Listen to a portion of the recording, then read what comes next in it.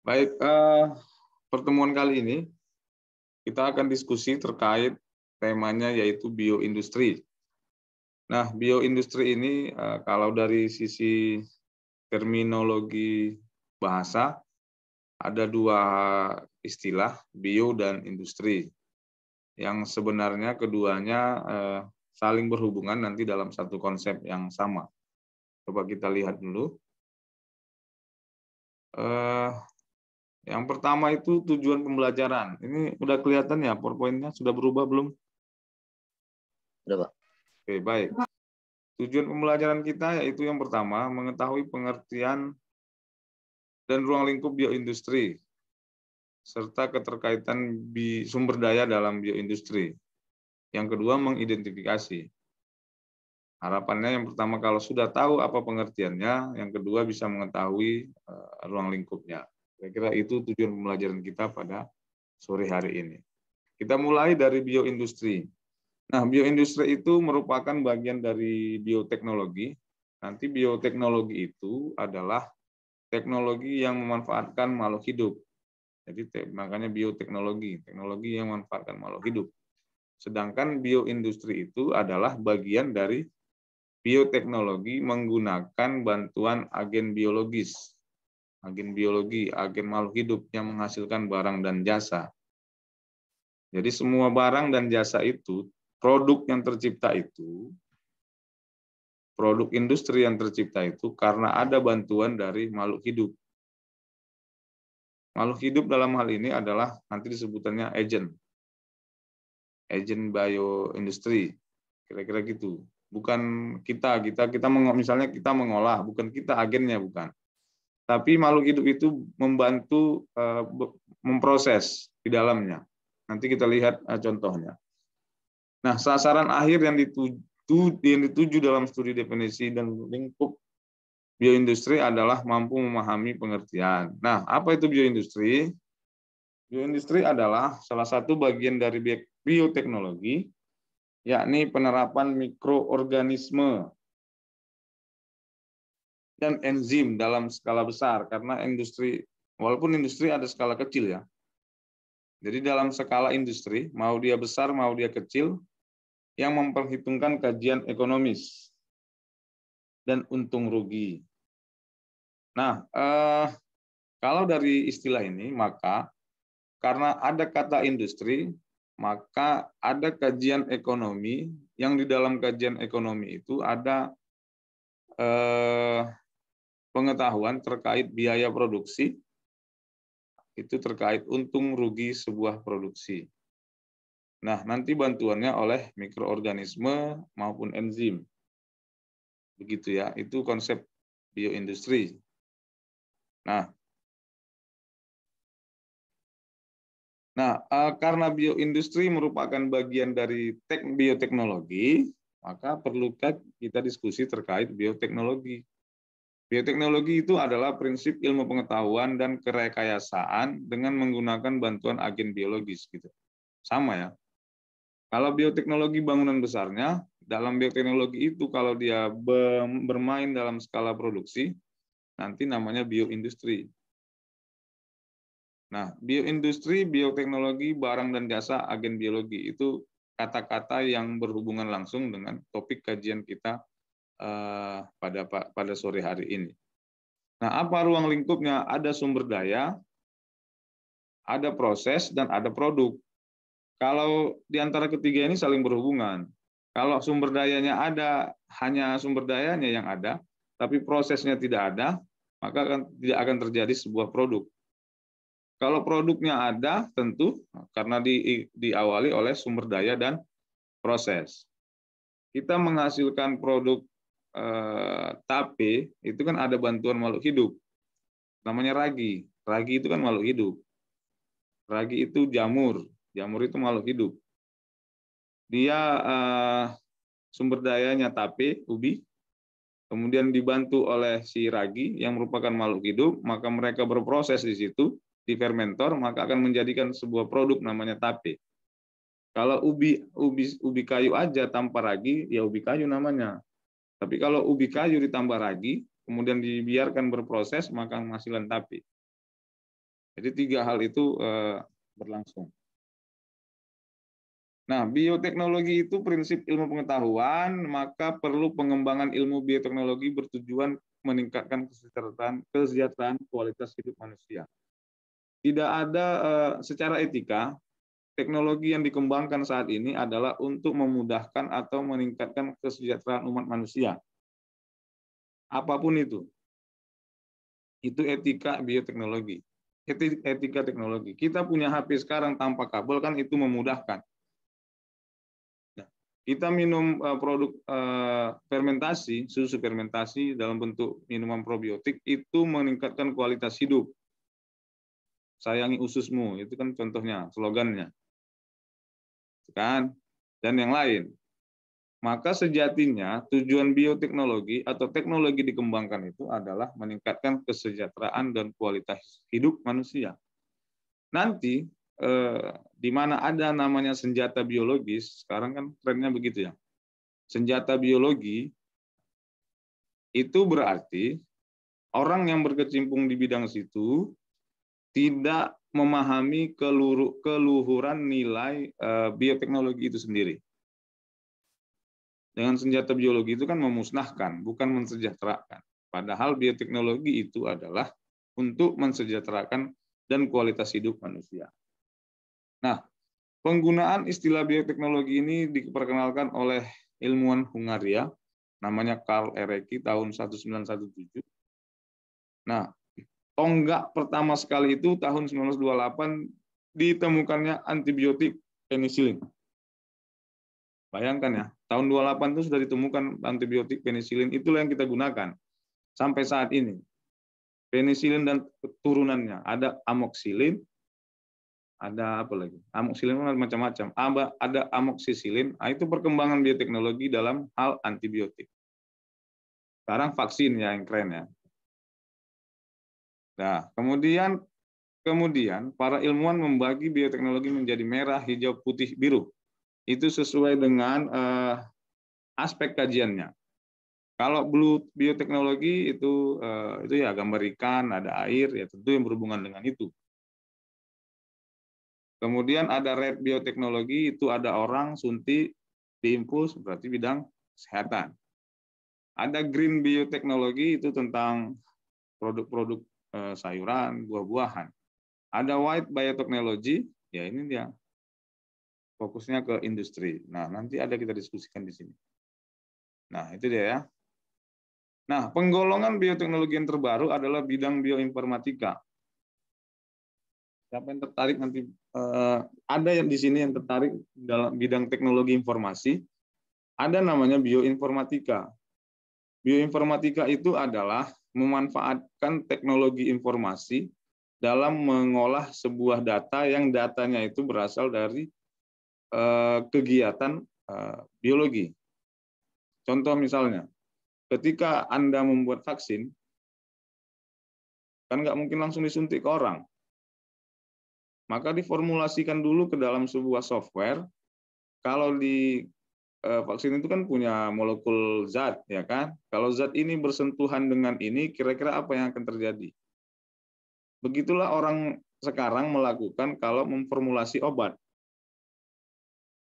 Nah, kalau ketemu nanti di YouTube atau di mana, jadi molekul obat itu dimasukkan ke dalam software, kemudian software itu obat itu ditujukan untuk siapa? Siapa penangkap obat dalam tubuh? Ya kan? Kan sel yang menangkap ya. Bagian selnya kan ada juga yang menangkap. Nah, kita makan obat kan bukan sesederhana yang kita bayangkan gitu.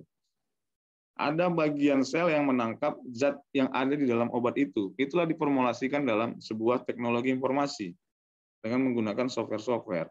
Nah, jika sudah tinggi apa istilahnya ya, efikasinya, baru disebar ke uji coba ke beberapa orang. Apa tujuannya? Tujuannya untuk meminimalisir biaya. Itulah bioinformatika, memadukan biologi dengan teknologi informasi. Nah, prinsip dasar bioteknologi adalah adanya agen biologi. Bisa dengan menggunakan teknik manipulasi DNA. Nah, sekarang DNA itu materi genetik. materi genetik kita itu DNA. Bisa dimanipulasi. Nanti kan DNA kalau sintesis protein, kalau ingat ya, DNA, mRNA menjadi asam amino bersatu menjadi protein. Asam amino yang mana? Yang 20 itu. Ingat, itu yang sintesis protein. Nah, itu bisa dimanipulasi DNA-nya. DNA kan asam basa fosfat, kan gitu ya isinya. Nah, itu yang dimanipulasi. Caranya gimana? Banyak caranya. Ada model paling mudah itu cut and paste. Dipotong di sana, disisip di sini. Maka muncul ada tanaman-tanaman bibit unggul yang tanaman itu tahan terhadap suatu hama. Gennya itu, materi genetiknya itu sudah disisip dengan materi genetik yang tahan terhadap hama itu. Jadi kalau ada hama itu, dia bisa mengenali dan bisa mengapa namanya? Kalau udah mengenali, mengantisipasi. Sama kayak kita vaksin. Kita vaksin kan memasukkan sesuatu ke dalam tubuh yang baru.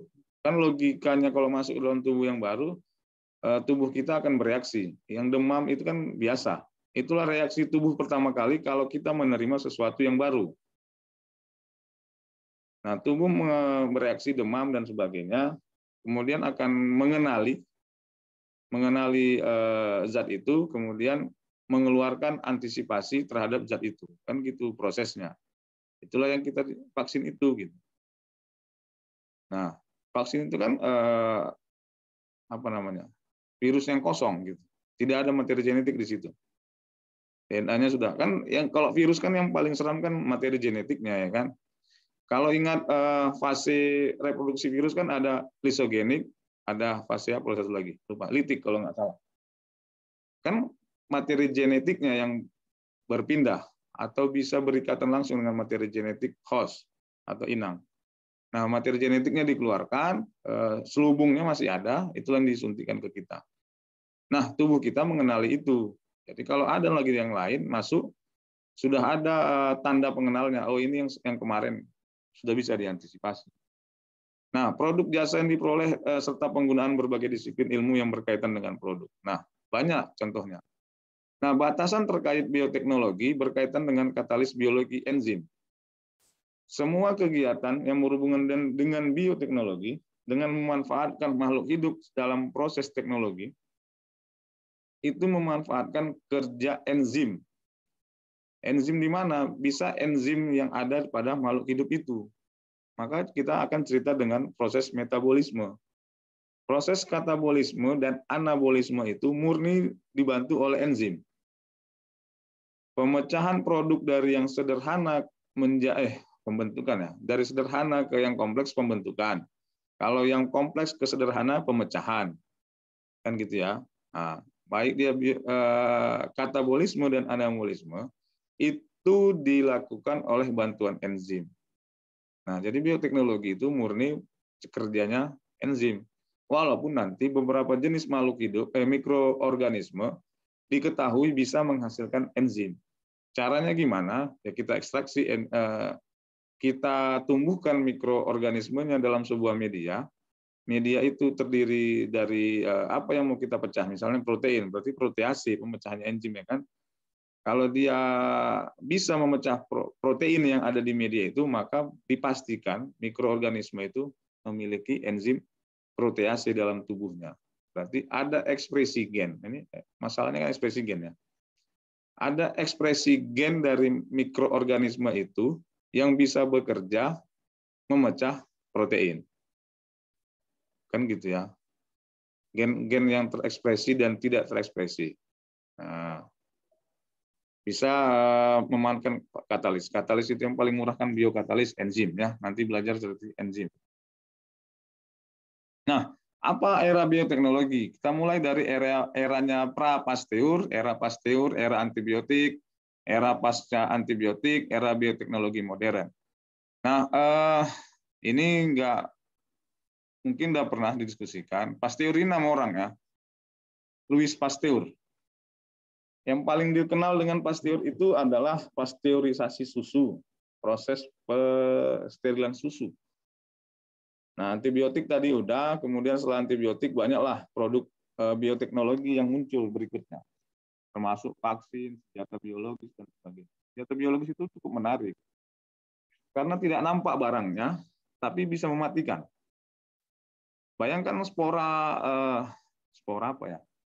Spora beberapa jenis mikroorganisme ditembakkan ke udara, kan nggak nampak. Kemudian terhirup, kayak di film-film lah. Nah, itu dia. Tapi kan bukan itu, bioteknologi itu dikembangkan kan bukan untuk itu gitu ya. Nah, era bioteknologi modern ya mainannya biologi molekuler lah, motong-motong DNA, termasuk yang tren sekarang PCR dan sebagainya. Itu teknologinya. Nah, contohnya adalah fermentasi. Fermentasi ini adalah contoh bagaimana proses bioteknologi dalam bioindustri dalam bioteknologi. Ini sudah berlangsung sejak zaman dahulu kala. Jadi kalau dulu belajar SMA udah sering lah ya. Tape, tempe, wine itu kan produk-produk fermentasi zamannya Mesir kuno ya kan? Ya, sudah ada sejak zaman Mesopotamia kalau belajar sejarah. Di Sungai Tigris gitu kan, di Iran, Irak itu kan ada cerita peradaban. Nah, fermentasi makanan di saluran pencernaan, industri dan sebagainya. Nah, kalau ini nggak perlu dijelaskan lagi lah ya, karena sudah sering berhadapan dengan istilah fermentasi. Mau dia makanan, zat aditif makanan dan sebagainya, bisa dia sebagai energi dan sebagainya. Itu contoh dari proses apa namanya? Contoh bioindustri dalam bioteknologi yang paling tua itu fermentasi. Jadi kalau kalian buat tempe, tape berhasil, ya biasa aja bangganya gitu, karena sudah dilakukan oleh sejak ribuan tahun yang lalu gitu kan. Nah, itu bantuannya makhluk hidup. Aduh, mohon maaf saya batuk. Nggak boleh minum pula itu masalahnya. Nah, ini eranya yang tadi itu. Ini tadi ya. Pre-antibiotik era, ada penisilin, ada keemasannya antibiotik, ditemukan lebih dari 20 antibiotik. Kemudian ada penisilin yang resisten Staphylococcus. Jadi kan penggunaan antibiotik itu, makanya alasan kenapa dokter menggunakan 3 hari memberikan antibiotik. Dan itu harus dihabiskan. Karena untuk mencegah resisten ini, kebal dia, gitu. Kira-kira gitu. Kalian demam, dikasih antibiotik. Sekali minum obatnya, antibiotiknya reda rupanya. Gitu. Jadi berhenti minum obat. Nah, itulah gejala yang akan mengakibatkan resisten. Kalau udah virus, kuman, resisten sama antibiotik yang kita minum, kebal dia, maka otomatis yang kita kasih antibiotik itu jadi makanannya gitu. Bukan mematikan dia, tapi jadi menumbuhkan dia. Itu alasannya menggunakan antibiotik itu harus bijak gitu. Makanya ada hari antibiotik internasional. Karena posisi orang menggunakan antibiotik itu sekarang sembarangan gitu kan. Karena beli di apotek pun sembarangan, bebas siapa aja gitu. Diminum sekali, 2 kali, 3 kali gitu. Padahal ada aturan untuk menggunakan antibiotik. Nah, makanya antibiotik sekarang dosisnya tinggi-tinggi. Dan berbeda antara dosis anak-anak dengan dosis dewasa. Itu alasannya. Jadi usahakan kalau nggak perlu kali minum antibiotik, tak usah minum antibiotik. Oke. Ini sejarah bioteknologi dimulai dari mikroskop oleh si Jensen dan seterusnya sampai ke bawah. Ini yang next generation sequencing NGS itu alat untuk mengekstraksi sebuah materi genetik, nanti keluar hasilnya. Dia itu siapa, dia itu punya apa, dan dia menghasilkan apa. Nah, gitu dia. Nanti cek di jurnal apanya.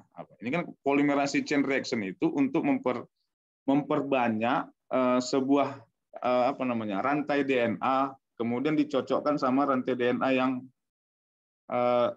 sudah ada gitu. Dia memperbanyak rantai DNA. Itu yang kita lakukan untuk menyocokkan apakah virus COVID-19 itu ada pada tubuh kita. Kan gitu menggunakan sampel dahak atau colok-colok hidung itu kan. Nah, nanti itu diperbanyak untai DNA-nya. Nah, ada di situ istilah nanti sekian sequence nanti.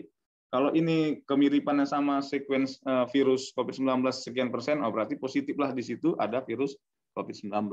Begitu tekniknya.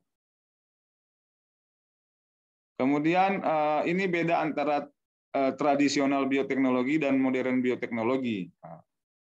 Yang kita lakukan itu membuat roti, membuat keju itu tradisional bioteknologi.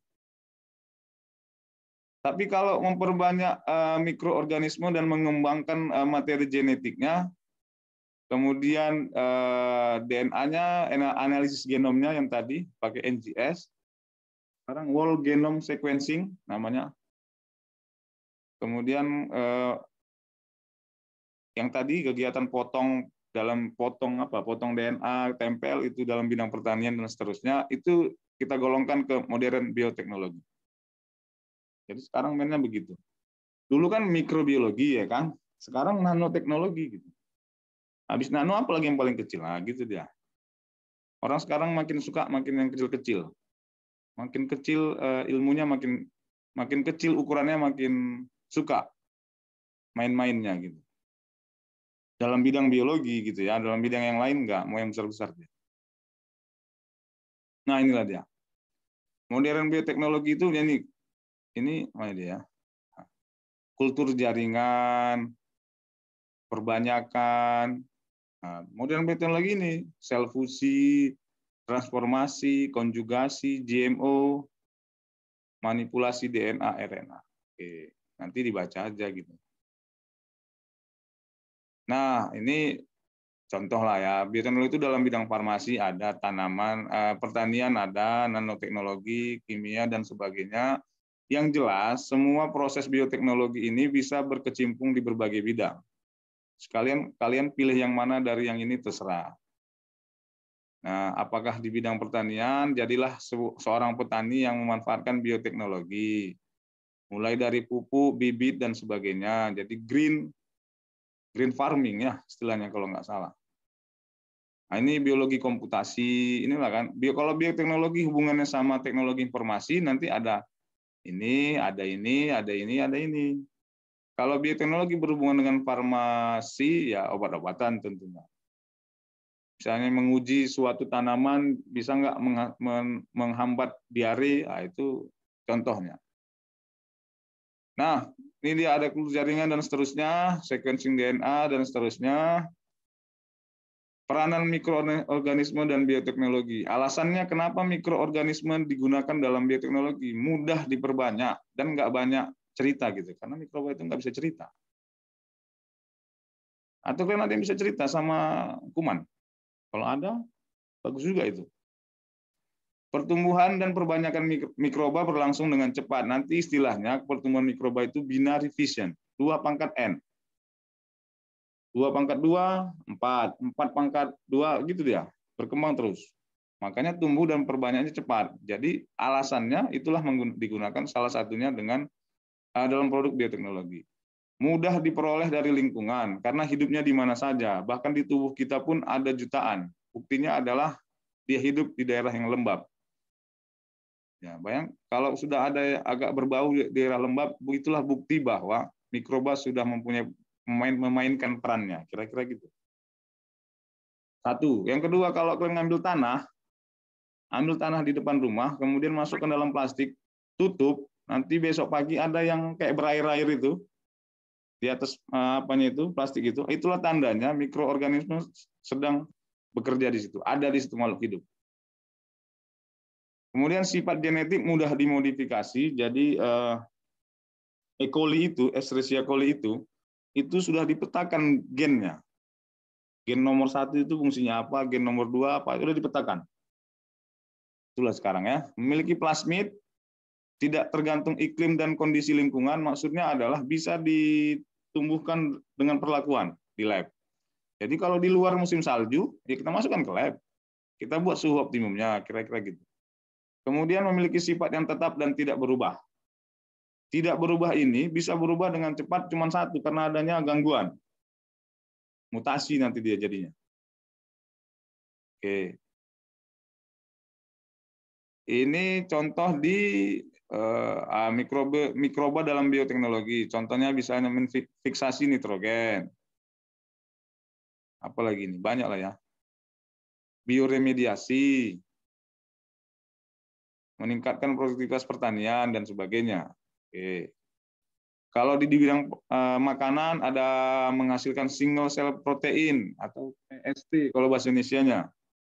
GMO, genetically modified food, fermentasi, food safety dan sebagainya. Kalau industri fermentasi kimia bisa menghasilkan asam amino dan seterusnya, antibiotik, asam organik, enzim, vitamin dan sebagainya.